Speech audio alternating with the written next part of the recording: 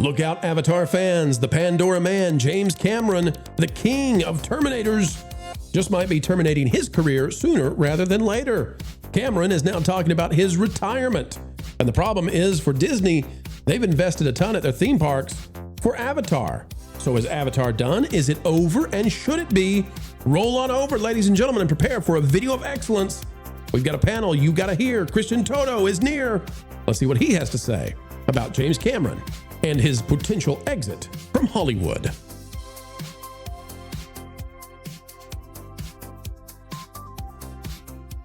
Hello folks, hello friends, welcome back yet again to the channel that keeps you ahead of the culture curve. Explaining entertainment is what we do, and we're always learning together what's really going on behind the scenes. If you like that sort of thing, consider clicking the like button and subscribe today. We'd love to have you on Team Pro, where we continue to grow and grow because we've got a community of excellence, eager for the truth with a capital T. James Cameron is preparing for retirement, and the strange thing is, this final act may not feature Avatar. Take a look at this out of thatparkplace.com from Trevor Denning. Is James Cameron done with Avatar? Legendary director details plans for last act of his career. And what does it mean for Disney if he's stepping away from Pandora? James Cameron may finally be preparing to leave Pandora behind as he considers which stories he wants to tell during the last act of his filmmaking career. While the Avatar films have been among the most financially successful movies in history, they've also been among the most expensive. The technological innovations required to bring Cameron's vision to life have contributed to lengthy production timelines. These are realities the director has acknowledged before.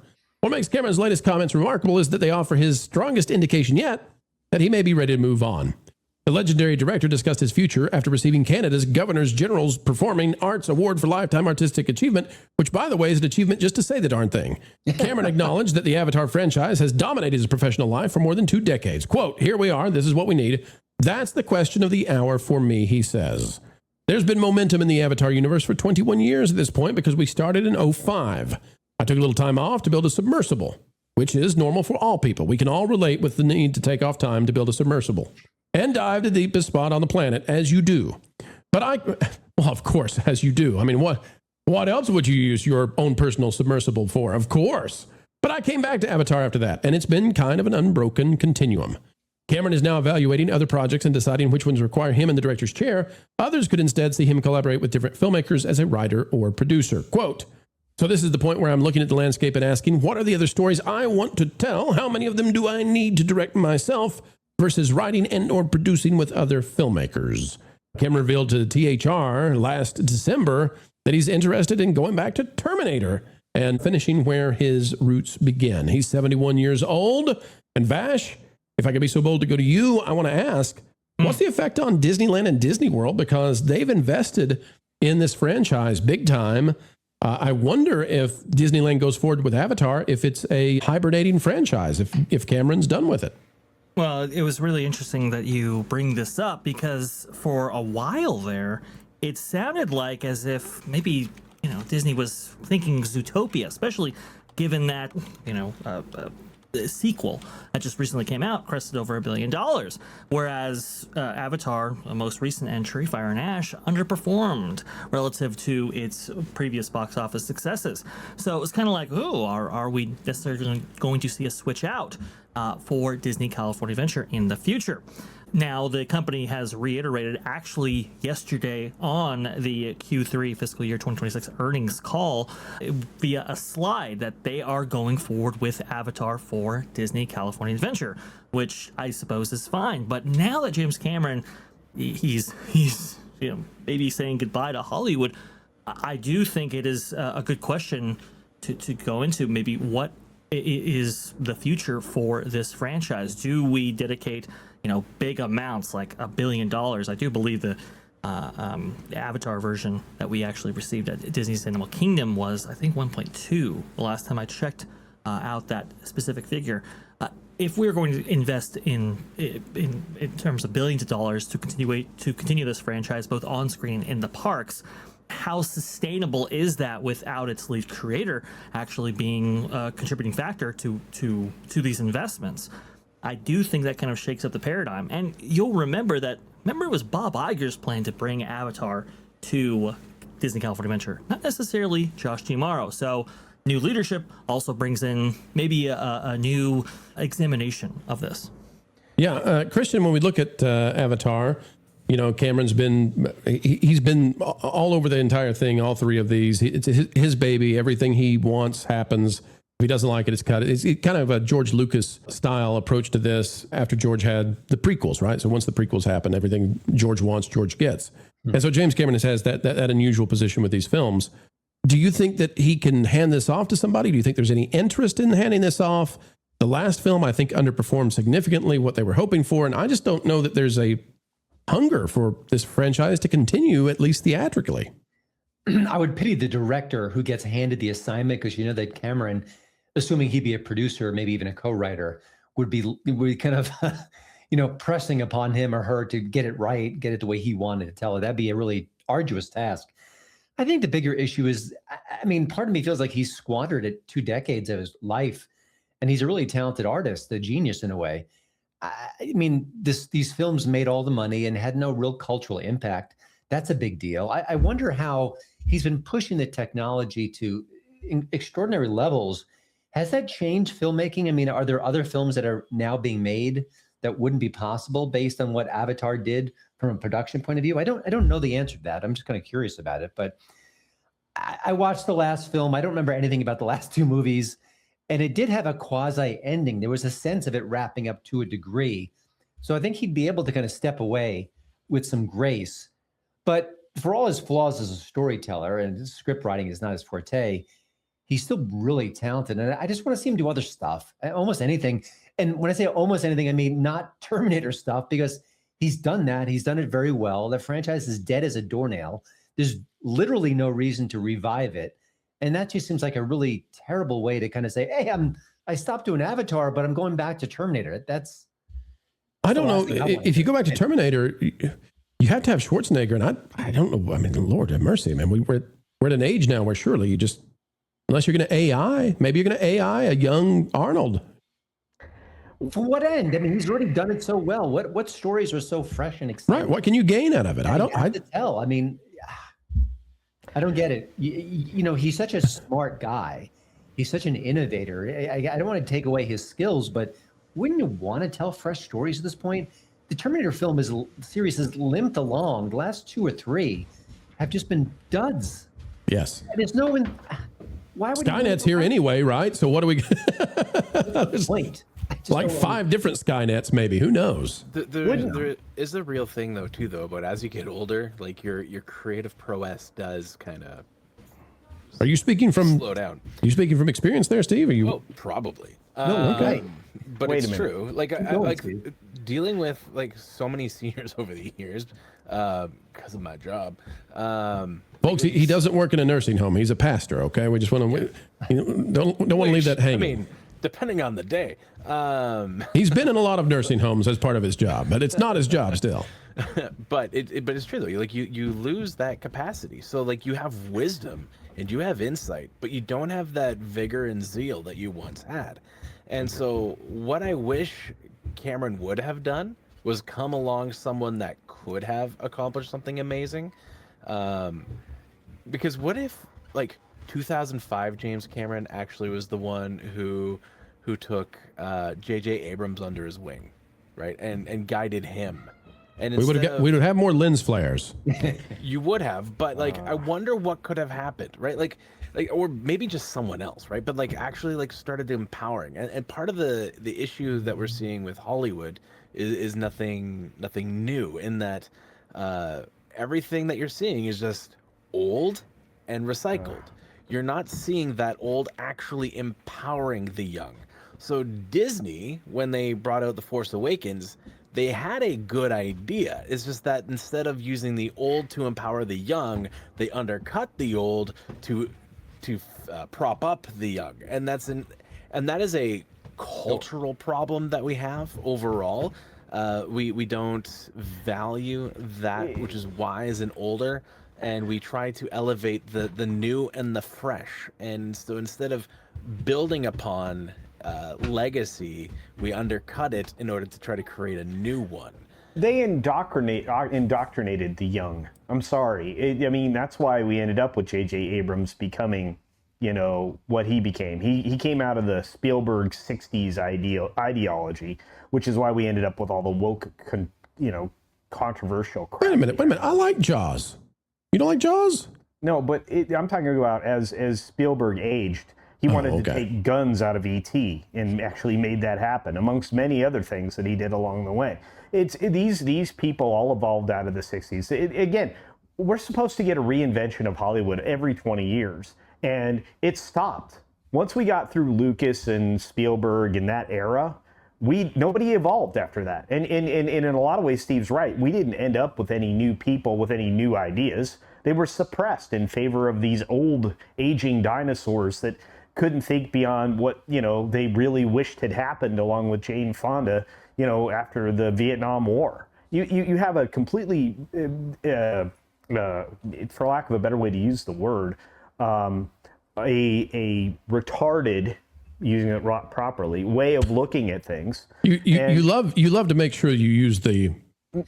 It's the correct word. It's just it didn't advance beyond the where it was supposed to be, and because we suppressed so many other creatives along the way in favor of people that would continually feed out the cheese whiz, this is where we ended up. Same reason that the music industry is dying. It's the same reason that it was circumvented or subverted by an entirely different form of music for a period of time. That's why we're getting a resurgence of country. You've got a bunch of new country artists right now, but it's just like we stopped evolving culturally. And as you pointed out towards in another segment towards the beginning of what we were working on earlier, we haven't been the cultural juggernaut that we became. Think about the fact that Levi's jeans became the predominant body wear for most of the world. At a period of time in the late 80s, early 90s. We conquered communism in the Soviet Union because we exported our culture in such a massive way. Everybody wanted to be us. And now we have people actively subverting that idea and trying to sabotage us. So we're in a very different place. The dichotomy is visible on every scale. So I like I said, Avatar, I don't care anything about. It is Fern Gully. It is every other film done less well that came before it about protecting the planet. Might as well made a Captain Planet live action for all I know. But it's just as much as the filmmaking was innovative, nothing about the storytelling was. In fact, there were a lot of holes in the first movie that I found upon viewing it a few times. And then, I got more aggressively critical of every follow-up. And I don't want Avatar 4, 5, 6. I think that's detrimental to Hollywood and to innovation itself. And we need actual relevant storytelling that you pointed out. And again, another segment. So I just feel like the fact that Vash pointed out that they're looking to redevelop the idea of an Avatar in California to something else, I would say they better do that, because they gave up the idea of doing a high-speed up and back roller coaster as the third attraction in the original development in Animal Kingdom in Walt Disney World. We lost something that was an innovative blue sky idea that Disney had arrived at somewhat independently. It took other elements from other attractions, but it was certainly going to be, in line with what Velocicoaster had to offer, plus with Pandora. Wouldn't that have been amazing? A high-speed, a bioluminescent coaster environment that was indoors. I mean, and that's the other thing. I don't think Disney as an entity is capable of the big leaps forward. And that's why I think they have to rely on people like James Cameron. And if he retires, who else is there to innovate? I don't see innovators in Hollywood anymore. Well, that's a big problem with continuing with that franchise meaningfully, right? It's like how many people are going to necessarily want to see an Avatar-led film without its leader in James Cameron? Yeah. What is the appetite for that? Because even while James Cameron was there, not everybody showed up in the big numbers, like what happened with Way of Water just 3 years before it. So there is a kind of a question. these theme park attractions, they stay with us for 20, 30, 40 Decades. years, Yeah. right? Yeah, decades. And obviously, you know, what comes from that is not just an international draw, not just a domestic draw, but also too merchandise sales, dining sales, all of that. How are you going to sustain necessarily this franchise if in fact James Cameron himself might be in fact walking away from it? And you know, is there, like I was saying before, is there an appetite to see this continue on without him? These are all big questions that I think demand some really, really big answers, especially for shareholders who, you know, obviously understand that. And I think there was a capital investment question regarding this whole thing. Where are we allocating CapEx at this point? Because there's not a lot to go around. Here's my question though: when on any of those questions has Disney ever actually cared? Right. Well, So like, so this is why I'm kind of the view that like Disney will just take on Avatar. They'll just kind of buy the franchise from Cameron. They'll own it because it's already so ingratiated in so much what they have that they'll just own it. They'll run with it. They will have no direction for it, and they'll run it further into the ground. This is what Disney does right now, and there's no one on the board that's gonna push back from doing any of that. Do we really think that tomorrow would do that? the warning I would give Disney is they don't have the margin here. So, you know, when they brought The Force Awakens, they made, I mean, crazy money because there was a hunger for it. If you did the same thing with Avatar right now, you might make $500 million because without James Cameron, it's nothing. And there's not a hunger for it even with James Cameron right now. So, Christian, call it James Cameron's Avatar. Like, you could still throw his name on it. Like, they would totally do it. it'd be a bizarre thing without him. But Christian, let me toss it to you as we get back to the I guess, bringing this full circle. This conversation went into an interesting place. And the interesting place I found was that everybody was sort of pointing towards creative stagnation in the culture. And based on your thought that, well, you know, James Cameron should not go back to Terminator. And so while you guys were talking and I was listening closely, I was also looking up the highest or the most successful musicians of all time as currently measured. Because I wanted to see, like, is this something that's happening in music as well? Like, are there new stars that are taking off? And what I found is amazing. That if we look at the all-time rankings for nominal gross for music artists, what we're seeing right now is that you've got the Beatles, Michael Jackson, Taylor Swift, so good for her, A. You've got Metallica, Rolling Stones, Bruce Springsteen, Elton John, Ed Sheeran. There's semi kind of new. I mean, he's been around 15 years. The Eagles. Sorry, I had to say that. Swift has been around since the early 2000s. Remember that, right? But you look at the people who are selling the most albums and getting the most downloads. Christian, it's not new artists in music either. It's everywhere. Is that we are stuck in a rut of enjoying the old stuff. People are watching Seinfeld and The Office on TV instead of, you know, the new things. This seems to be a problem everywhere. It is. It's a good point. It's a lot of comfort food, either cinema or music for sure. And just look what happened in horror and independent cinema. Curry Barker broke out with the biggest movie of the year with Obsession. So what do? They handed him the keys to the Texas Chainsaw Massacre franchise. Here, make that new again. So right. Give us a sequel. Sequel. Yeah, our instincts are all in that arena. And again, part of it is our fault because we're making these things popular. And I don't know whether it's we're so stressed out we need the familiar, whether, you know, the woke hangover is still here and there's not enough great new stuff. I don't quite know, but it's a significant issue culturally speaking. And maybe all the great stories have been told. I don't know. And listen, there are good reboots, and, you know, Bates Motel was a very solid TV show based on an existing property for sure. So there are exceptions where they actually create great works of art or good works of art out of old stuff. But yeah, that's our impulse. That's what Hollywood does. They want the safe and secure. But maybe with AI, maybe with all the things available, the tools available where the price point is getting lower and lower, it'll let these new artists with new visions and new ideas break to the surface. That's what Curry Barker did, and he needed less than $1 million to make that movie. Yeah, I never would have thought that a James Cameron discussion about the end of his career would lead me to feeling like, hey, as soon as this thing's over, I'm going to go find a Pizza Hut that's decorated just like the 80s, and I'm going to go sit down and See if they've still got the salad bar. Well, you've made it to the end of the video, and that means you are a true pal of Pro. Thank you so much for watching the entire thing, ladies and gentlemen. And we ask that you consider clicking that like button. Drop a comment down below. Let us know your thoughts. And remember, folks, we've got more content yet on the way. The drive-bys can't handle what we have to say, but we never stop, not for a minute, because we want to win it for you. Until the next time, keep learning, keep growing, and as always, keep having fun.